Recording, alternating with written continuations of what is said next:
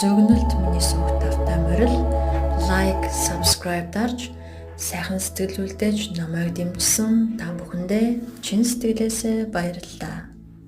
2025 оны бүтэн жилийн зурхайг тарот зурхай эсвэл астрологийн зурхай гэдэг дээр санал асуулт авсан байгаа. Нийт санал асуулгад оролцсон хүмүүсийн маань 63% нь тарот зурхай дээр саналаа өгсөн байна.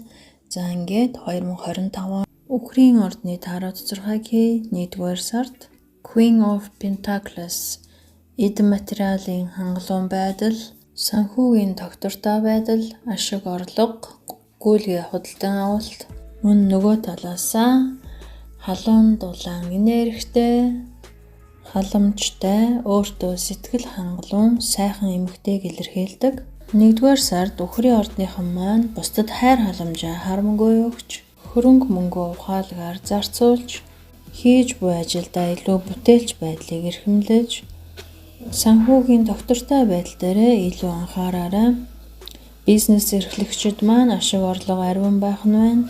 Залуу сайхан хосууд маань бүл нэмсэн баярт мэдээ дуулж, зарим нэг нь бэлэг хүлээн авч, ерөнхийдөө 1 сард Үхрийн ордныхны материалын байдал илүү дээшлэгээр харагдаж байна. 2 сард Empress карт гарсан байна. Энэхүү карт нь амьдралын хөгжил цэцэглэл, бүтээлч байдал, шинэ боломжууд, гэр бүл, үр хүүхэд, ногоон байгаль, үр жимс, үржил шим, элбэг дэлбэг байдлыг илэрхийлдэг.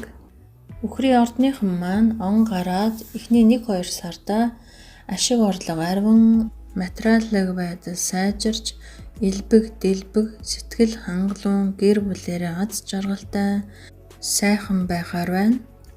3 сард Ми гэсэн карт гарсан байна. Өөртөө сэтгэлийн амар амгалан 50 байдлыг өг. Өөрийгөө яг одоо байгаагаар нь хайрлаж, өөрийнх нь дотоод сэтгэл зүрхийг сонсч, өөрийн хэрэгцээг ханга. 1-2 сард ашиг орлого ариун байхын хэрээр Үхрийн ордныхан маань ажил төрөл ихтэй байх бол 3 сард өөртөө амралт чөлөө гаргаж, яг өөртөө хэрэгцээтэй байгаа зүйлээр сэтгэлээ дүүрэг гэж зөвлөсөн байна.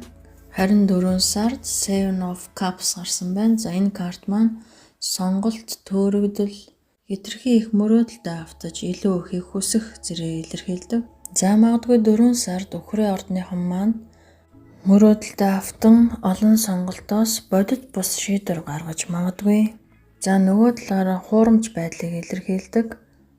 Ерөнхийдөө энэ үед зөвхөн өөрийгөө сонссон дээр зарим нэг хүмүүс араарч нь ярьж байх магадлалтай.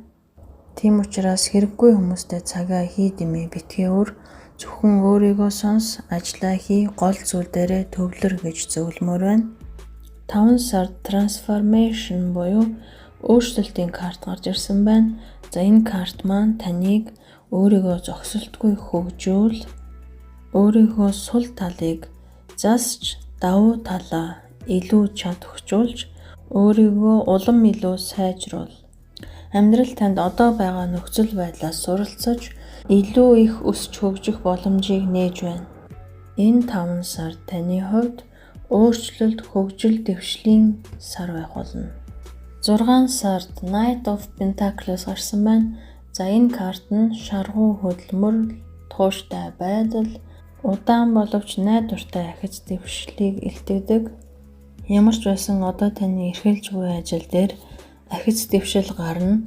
За хувийн бизнес эрхлэгчдийн хувьд шинэ үйлчлүүлэгчд нэмэгдэх нь байна. Альва ажил, бизнес тогтвортой байх нь байна. Шинэ залуу хамтрагчтай болж магадгүй. Эсвэл аялалд гарах, бизнес аялал хийх зэрэг. Альва зүйл тогтвортой, хариуцлагатай, хянуур төлөвлөгөөтэй, бодлоготой байхыг зөвлөж байна. За 7 сард 7-гийн саваа гарсан байна. Манай Үхрийн ордныхан чинь тайван дөлгөөн хүмүүс байдаг. Гэтэл энд та өөрийн байр суурийг хадгалахын тулд тэмцэх хэрэгтэй болж магадгүй. Манай Үхрийн ордныхан үгийн төрлөх мөн чанар нь тайван хүмүүс байдаг. 7 сард гарах сорилтуудтай нүүр тулгарч, урагшлаа давшихын тулд шийдэмгий байх хэрэгтэй. Байр сууриа хамгаал, бат бэх зогс, өөртөө итгэлтэй бай гэж зөвлөмөр байна. За мөн хувийн компани байгууллагууд богино хэмжээний зар сурталчилгаа хийлгэх, нэг нь гинтийн зочид хүлээн авах, гинтийн мэдээ дуулах зэрэг үйл явдлууд өрнөх нь байна. 8 сард дөрвийн сава, за баяр хөөр, амжилт, эв нэгдэл, хамтын ажиллагааг бэлэгддэг. Энэ карт маань өөрөө баярын карт юм.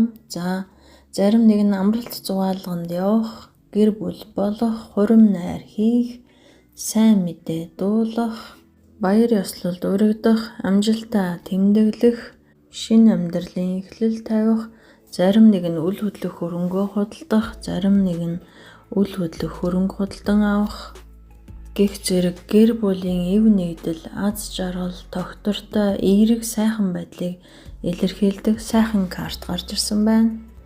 9 сард Joy карт маань гарч ирсэн байна. За яг хүүхэд шиг хамгийн энгийн зүйлээс баяр баясгалан аз жаргалыг мэдэр. Аз жаргал гэдэг бол эд материалын зүйлд биш, эд шидийн чим шиг хамгийн энгийн зүйлд оршдог. Хамгийн жижигхэн бидний анзаараагүй зүйл ч гэсэн агуу зүйл болох боломжтой. Альваа зүйлийг сөрөг муугаар битгий бод. Яг байгаа энэ цаг, энэ мөчтөө аз жаргалтай, баяр баясгалантай яг хүүхэд шиг маш жижигхэн зүйлээс баяр баясгалан аз жаргалыг мэдэр. 10 сард Two of Pentacles, альваа зүйлийн тэнцвэр, олон ажлыг зэрэг зохицуулах, цагийн ажил хийх, худалдаа наймаа хийх, худалдан авах, санхүүгээ сайжруулах шинэ боломжууд, ажил амьдралын тэнцвэртэй байдлыг хадгалах, асуудлыг шийдвэрлэхийн тулд альваад уян хатан байх, олон үүрэг хариуцлагыг нэг дор зохицуулах зэрэг олон илэрхийлэмжтэй. 11 сард хүлээж авах гэсэн карт гарч ирсэн байна. За ер нь альваа зүйлийг байгаагаар нь хүлээж ав. Хорвоо ертөнд таныг өсч том болгохын тулд алхам бүрт тань зааж сургах болно. ертөнд танд багахан сорилт бэлдсэн байх болно. Энэ сорилтын дараа харин таныг маш сайхан зүйл, шагнал болон ирэхээр хүлээж байдаг. Хүн болгон амьдралынхаа туршид суралцаж байдаг. Заримдаа хүнд үнэхээр шантармаар үе байдаг ч гэсэн нэг л өдөр та амжилтанд хүрэх болно. 12 сард 3-ын сэлэм гарсан байна. За энэ карт маань баг зэрэг урам хуугарах, уйд хорог гуйнгийг илэрхийлдэг. За ер нь альва ямар нэгэн эрсдэлтэй бизнест хөрөнгө битгий оруул гэж зөвлөмөр байна. За нэг хийсэн ажлаа 3 удаа хийж магадгүй. За тэгтээ шинэ боломж гэж нөгөө талаасаа харах хэрэгтэй.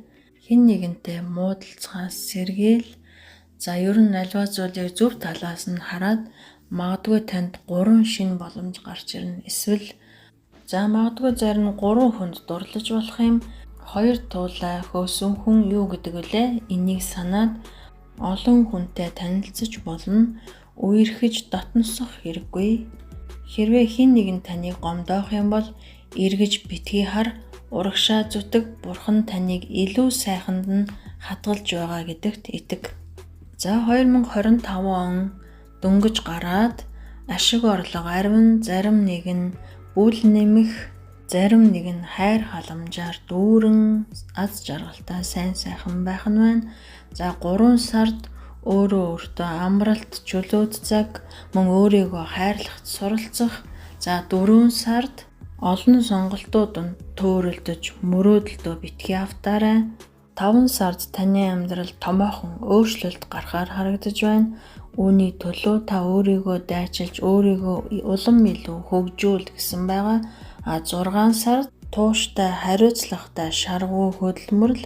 7, 8, 9 сард залуу хосууд маань найр хурмаа хийж, зарим нэг нь хөдөө гадаа аялж, зарим нэг нь баяр хөөр, наадам цэнгийн наргианд урагдаж, баяр баясгалан аз жаргалаар дүүрэн цагийг хөгжилтэй өнгөрөөхөөр харагдаж байна. За 10 сард альва зүйлийн тэнцвэрийг барьж, альва зүйлд 2 талаас нь хянуур нэх, альва асуудалд уян хатан хандаж, ажил амьдралын тэнцвэртэй байдлыг олж, олон асуудлуудыг зэрэг зохицуулах хэрэгтэй болж магадгүй юм. За харин 11 сард Орчлон ертөнд таныг өсч том болгохын тулд өгч буй даалгавар бүрээс суралцаж 12 сард хэн нэгний үнэн төрхийг мэдвэл зүгээр л тэнд нь хай. Бурхан таныг илүү сайханд нь хадгалж байгаа гэдэгт итэг. Амьдралд аз жаргал, амжилт ирэхдээ өмнөө багахан сорилттой, шалгууртай ирдэг. Энийг та давж чадваас бүх зүйл сайн сайхан болох болно.